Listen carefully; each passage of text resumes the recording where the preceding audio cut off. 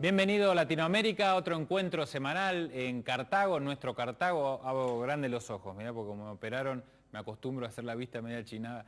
Pero bueno, la fotofobia nos queda a todos presentes. Hoy es un día muy importante, estamos grabando el programa a principios de septiembre. En esta semana se está cumpliendo otro aniversario de los 13 años que llevan presos en cárceles de Estados Unidos los 5 luchadores antiterroristas cubanos sin ninguna prueba en su contra. Imagínense estar 13 años, uno de ellos con doble cadena perpetua más 15 años, si se pudiera entender cómo actúan las dobles cadenas perpetuas, imagínense tener ya 15 años más, o sea, vivir 2 veces y estar 15 años más presos. 2 de ellos jamás han vuelto a ver a su familia porque el Departamento de Estado les niega las visas humanitarias a las familias de 2 de los héroes antiterroristas cubanos. Y por otro lado, este silencio mundial que habla también de qué cosas hay que hablar de Cuba y qué cosas no hay que hablar de Cuba.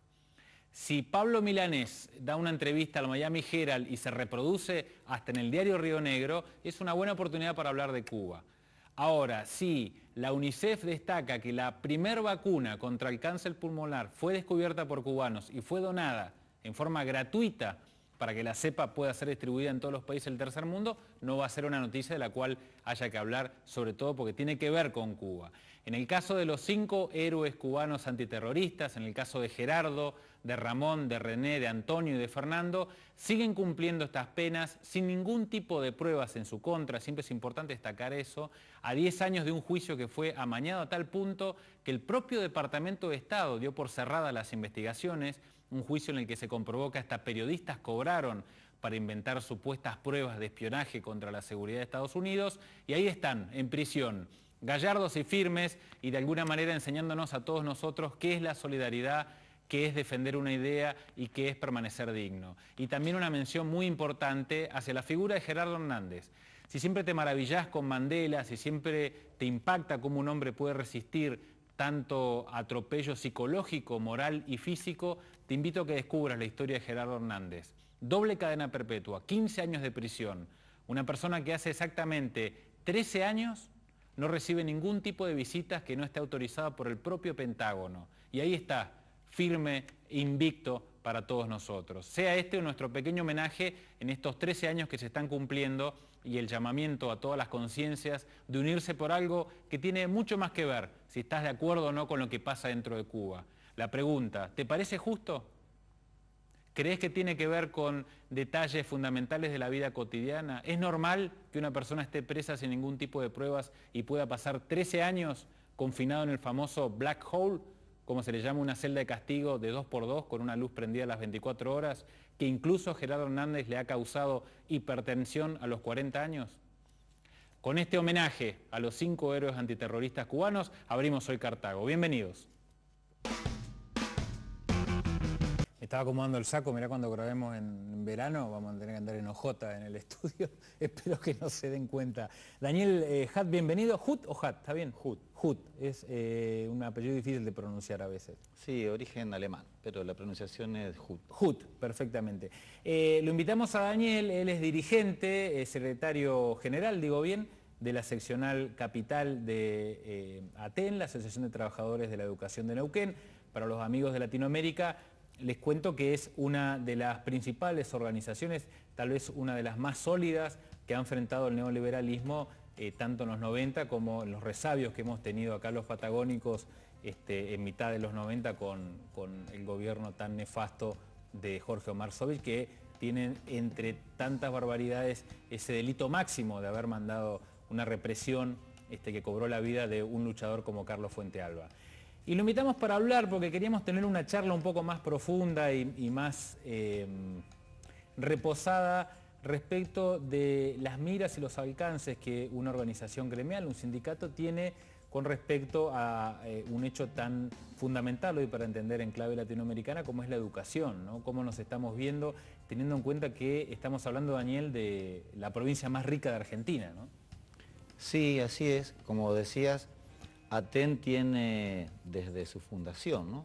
Ya por agosto, 21 de agosto del 82, todavía en dictadura militar, donde un grupo de compañeros en una asamblea deciden formar la organización sindical, de alguna manera retomando con lo que antes de la dictadura también había sido con otro nombre, pero también estaba el gremio docente a nivel provincial, y como ATEN se constituye en una organización básicamente con un doble propósito, ¿no?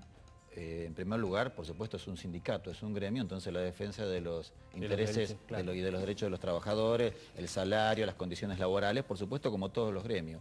Pero además, la defensa de la escuela pública como una bandera muy importante, como una de las consignas principales que también sostenemos conjuntamente con la defensa de los derechos de los trabajadores, y a partir de allí, bueno, todo un programa que nos ha llevado a las grandes luchas que acababas de mencionar, tanto en la década del 90, cuando estaba el menemismo a nivel nacional, también en los 2000, también a nivel provincial con lo que ocurrió con el sovichismo, pero en la actualidad continuamos también con una dura lucha que tiene que ver justamente con defender lo que entendemos que hay que defender, que en este caso la escuela pública. Y con respecto a las valoraciones del actual gobierno provincial, sigue siendo el mismo partido político, pero han cambiado las caras. ¿Qué lectura a largo plazo han hecho ustedes? ¿Ha cambiado el trato? ¿Se sientan a negociar? ¿Está el ninguneo? Bueno, me imagino que tendrán un montón de matices que nosotros desconocemos.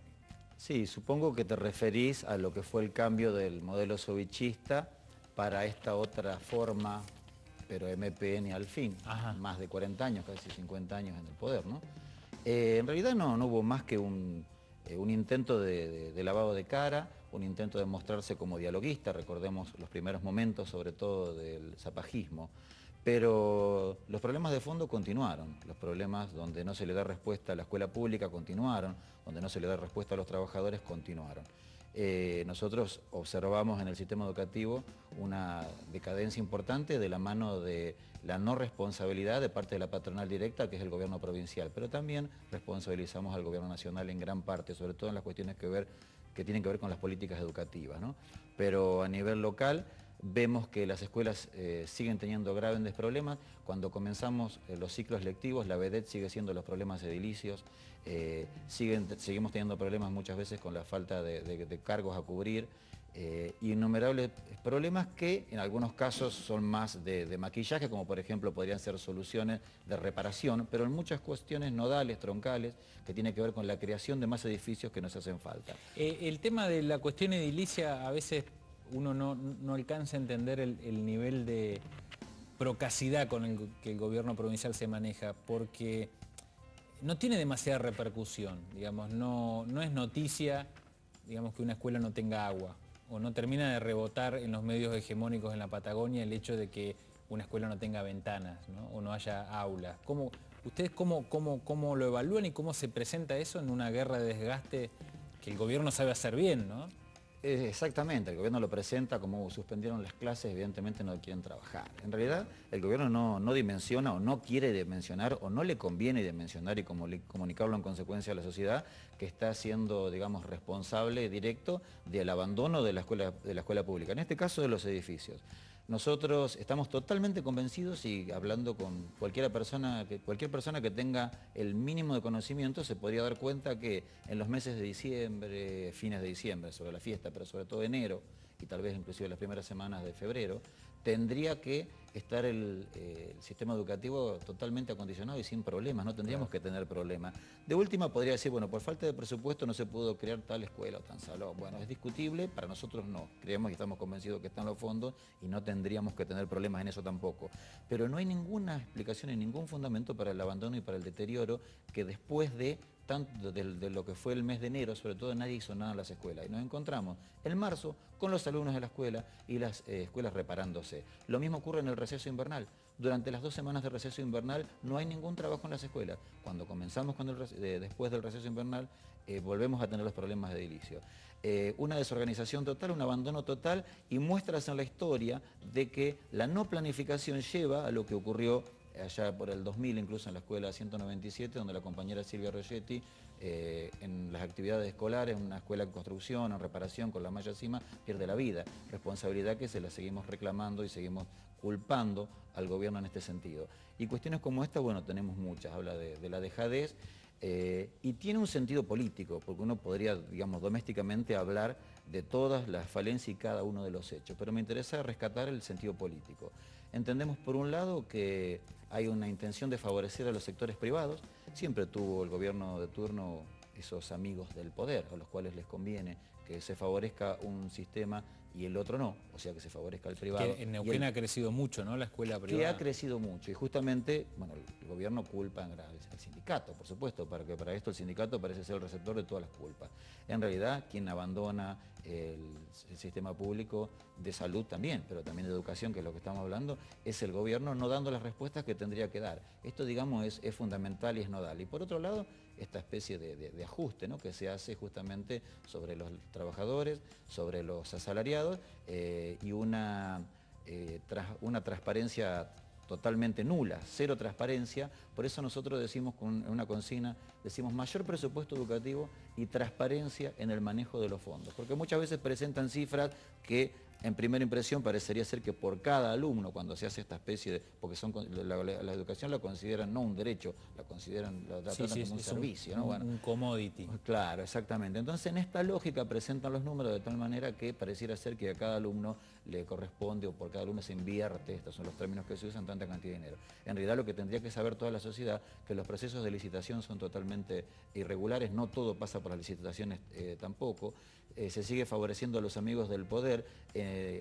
Venimos teniendo periódicamente denuncias como las que públicamente se han hecho, donde está involucrada incluso la propia presidenta del Consejo y los funcionarios que están a su alrededor, y una serie de situaciones que a lo largo de la historia demuestran que se sigue favoreciendo digamos, a un sector, como digo yo, los amigos del poder, y en desmedro de lo que tiene que llegar a digamos, al sistema educativo, a la población, a la sociedad, que es justamente el bienestar de los alumnos, ¿no? Daniel, y yo quería retomar el tema del desgaste frente a los papás, digamos, ¿no? El desgaste del reclamo justo, pero también esa situación en la que se impone, el adversario acá impone las reglas porque es fuerte, tiene los medios a favor, tiene la cultura empresarial a favor, digamos, tiene todo un compendio en donde al docente se lo demoniza permanentemente, ¿no? Se demoniza lo público y a su agente, que en este caso vendría a ser el docente, que es el que termina llevando hasta las tizas para realizar su trabajo, ¿no? Así es. ¿Cómo lo ven ustedes a largo plazo eso, ¿no? Con una charla, por eso te decía, no desde el conflicto en sí, sino preguntándonos cómo también eso desgasta la relación con el padre que termina siendo casi empujado hacia la escuela privada por todas estas razones que vos contabas, pero ustedes, digamos, puertas adentro, ¿qué lectura están haciendo? Pues imagino que con el nivel de convocatoria y el nivel de trabajo que tienen ustedes de tanto tiempo, también avisoran, ¿no? Esas penumbras que también tienen que ver con un desgaste de un reclamo que es justo.